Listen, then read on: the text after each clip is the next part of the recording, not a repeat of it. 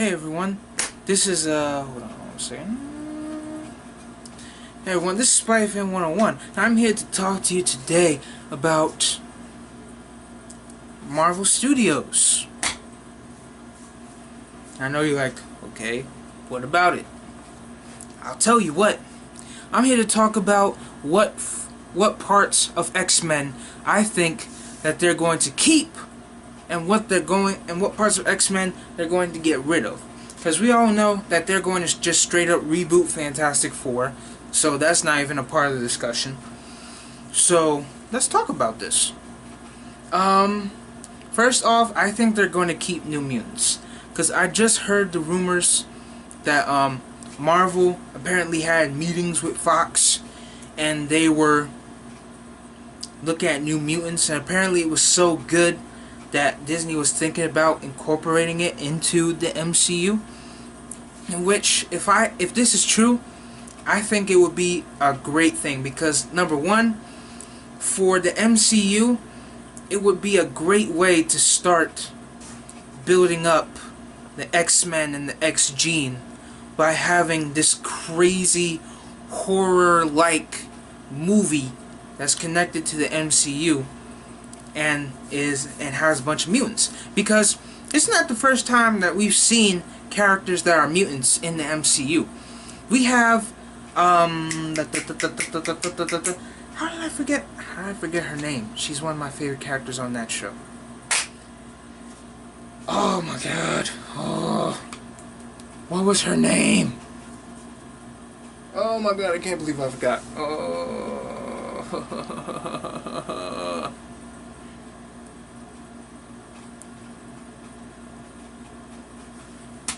Dang, I can't believe I forgot her name.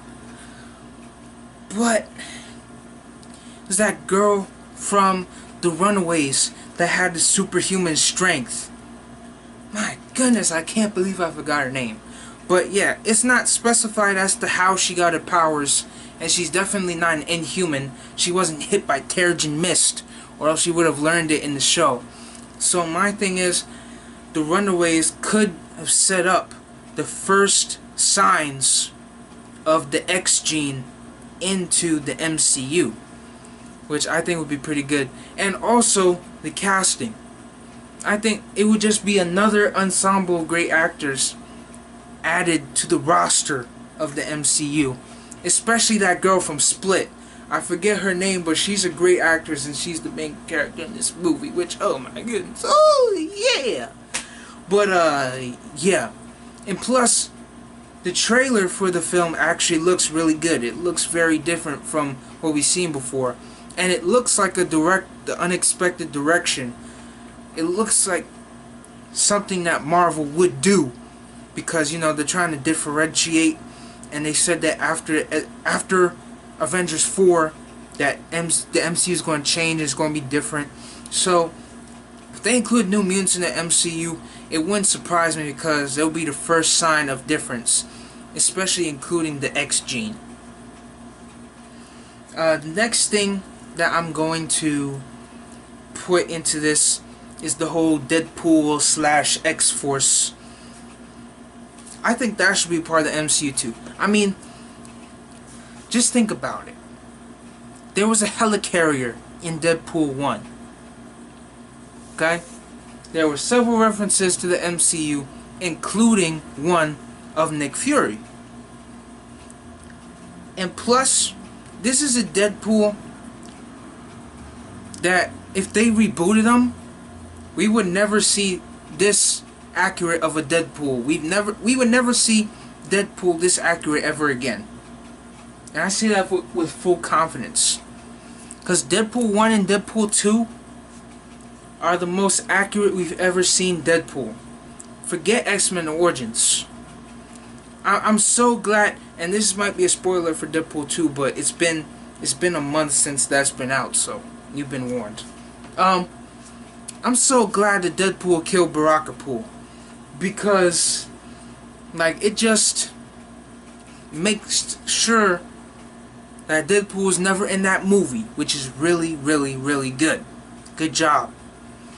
And of course, there were things that might disconnected, like for example the X-Men showing up in that quick scene in Deadpool 2. But since Deadpool rewinded time, or rewound time, I'm pretty sure that whole thing was undone. So, because once Deadpool saved Vanessa, the entire movie didn't happen. Because the whole reason why Deadpool 2 happened was because he wanted to do what Vanessa was pretty much like. He was pretty much like, what would Vanessa want me to do? That was basically the entirety of Deadpool 2, is what would Vanessa want me to do? And from the moment that he saved her, the entire movie was undone. So, there's still a chance you can connect it without there being any other loose ends. And plus, you have characters like Cable and Domino, which already have definitive actors playing them and everything. And yeah, it would be kind of weird because, you know, the same actor plays Thanos, plays Cable, but we've seen two different actors. We've seen two of the same actors play two different roles before. Like for example, Doctor Strange. Doctor Strange was of course Doctor Strange, and plus, Benedict Cumberbatch voiced Dormammu. So those were two forms of Benedict Cumberbatch interacting with each other. So yeah. Yeah, so that whole thing doesn't matter. Another way you can connect it is that I've heard the theory about the Avengers 4 thing, and that watch on that wrist watch hand thing, and it's basically what Cable used to go back in time. And we've seen the set photos of Avengers 4 where it looked like Tony Stark and the rest of the Avengers had that same device on their hand. So ultimately what I'm thinking is that we have that this can be connected, by the way. I mean, I know it's kind of too late in the game to do that, but if they wanted to do it, like put in an end credit scene or something, then, you know, it could easily be connected. Because you could say that, like, where they got the wristwatch things is the same person or the same type of being that gave it to Cable. So, yeah. So that's how you can connect that. But the one thing that I don't think will connect is the main X-Men, like X-Men Apocalypse, X-Men Dark Phoenix. Ugh. I don't think those are going to connect. Although, it's kind of unfortunate because I feel like in X-Men Apocalypse, we got the definitive version of Psylocke. And now, if they're going to reboot, and now that they're going to reboot the main X-Men, you know, we don't get that definitive version of Psylocke, which sucks, but, you know. Because I really like Olivia Munn's Psylocke. I feel like it was really cool. Yeah, I wish we saw more of her. So yeah, instead of this Dark Phoenix movie, maybe you could have had like a standalone Psylocke movie or something. But, you know, it's too late for that now. Yeah. So that's basically my whole thoughts on it. If I were to take out different parts of X-Men, like the parts that we have now, I would take those elements.